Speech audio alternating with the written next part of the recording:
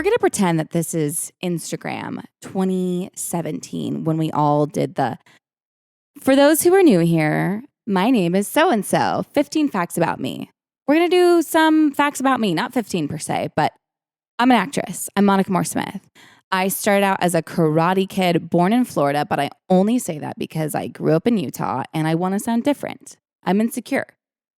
Grew up in Utah. I'm a Utah crouton, baby. I got the blonde hair. I got the fake tan. Not right now. I've scripted it all off. I got the fake lashes. I got the fake nails. I don't have Botox, but maybe someday. I'm a Utah girly. I'm just not a mom yet. I'm not in the Utah mom sphere. That's okay. I'll get there one day if I choose to.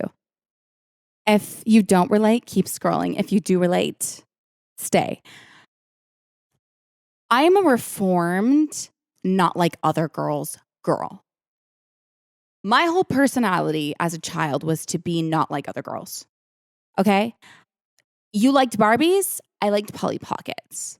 Okay? You liked pink? I liked purple. Okay? You hung with the girls? I hung with the boys. And none of them liked me because you showered? I didn't. You brushed your hair? Not me. You wore makeup? No, never. Not me.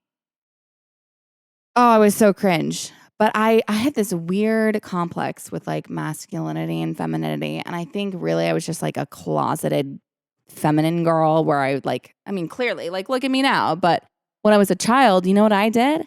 I literally wrote up a tangible oath to myself on paper to never wear makeup because of how stupid I thought it was. Do you see my face? It's got makeup on it. Again, reformed, not like other girls, girl. That's me. I've changed. I've grown up. I've learned it's okay to like feminine things.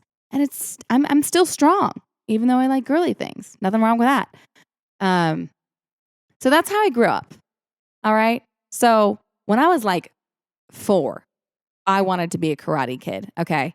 So I got into karate, and I think some of the masculine, feminine thing got instilled in me because there was like the constant joke of like, oh, within, the karate dojo that it was like, you got beat against a girl. There was a lot of comments about me being a girl because at the time I was the only girl. I joined a Kempo martial arts class when I was 5. Like the day I turned 5, I was like, Mom, that's what I'm doing. I was determined, and I did it, and I loved it. But I was the only girl for a long time. And I think it instilled some weird things in me. And also, boys didn't like me.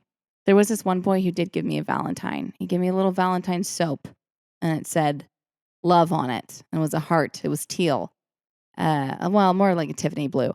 Anyways, I don't know why I remember this so vividly, and I can't remember what day of the week it was. But this boy gave me this heart soap, and then I found out later, overhearing in other conversations, that he only gave it to me because his mom made him, and he was actually really embarrassed because he didn't want me to be his Valentine. So, yeah, I didn't have daddy issues, but I had boy issues from that. So thanks a lot. I'm not going to name your name. Actually, I'm sure he's grown up and all that and stuff, and I don't actually care. But yeah, from a young age, I had some weird things instilled in me for sure from some of those experiences with the whole being the only girl in that scenario, and definitely not being an object of desire.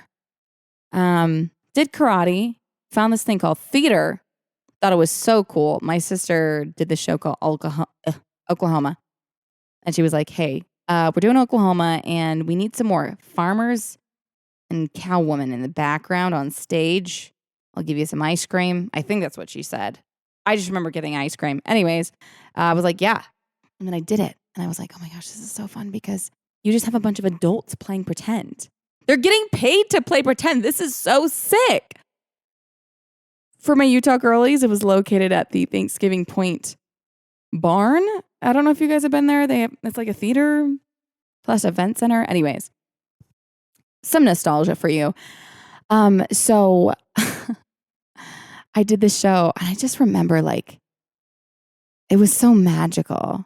Still to this day, it almost makes me emotional. I'm like, it was so magical to watch all of these people older than me engaging in play. And everyone was so into it and everyone was in character. And it was like, wow, like I want to play Barbies like this. I want to play Polly Pockets like this. Like when I played Polly Pockets or Barbies, I was like, we're going to have a storyline. We're going to like have characters and we're going to stay in character and it's going to be real and it's going to be intense. No one really wanted to do that. And then I got to theater and I was like, wow, everyone wants to do this here. This is so cool. So I found theater and then I decided, I got really into sports and I was doing all that. But then it was like, I couldn't do both. It was too demanding to do karate, soccer, softball, fencing, throwing some tennis in there, like every sport under the sun, and do theater because theater is very demanding. So I was like, I'm going to try theater. Went to a local charter school that had a theater program. It was a performing arts school. Bunch of theater nerds. And I was like, wow, I love this. I especially loved the monologues and the acting. And then I went to good old BYU and the MDT program. And then I realized, I'm not as extroverted as everybody there. I was like, I don't think I'm I never was an extrovert. I was always very shy, but I learned to kind of be extroverted. But I was like, wow, I don't think I can keep up. And also you have to be really good vocally and dancing and acting. And I just felt like I didn't really measure up. I'm like, I'm not really competitive in the musical theater field, but I do think I can be competitive acting wise. Like that's my favorite thing. And I found this thing called film where I just acted. And I was like, oh, I can use my strength. And I get to do my favorite thing. I found film because I got cast through theater. I had a casting director I was doing a theater show with. And he was like, hey, do you want to be a mean girl? And I was like, yes. And then he was like, just kidding. We're casting you as a bullied girl. You're getting bullied. You're going to get bullied and traumatized in this video called Bullying Stop It. And I was like, put me in a baggy shirt. Let's go. It went viral. And then I was like, ooh, this acting thing is cool and film. And you can actually make money. A living. Let's do it. And so I was like, goodbye, school. I left school and I started trying to figure out how to make acting work full time. And so far I've done it. So far it's worked out. Here we are. And since then, I've been doing acting full time. Except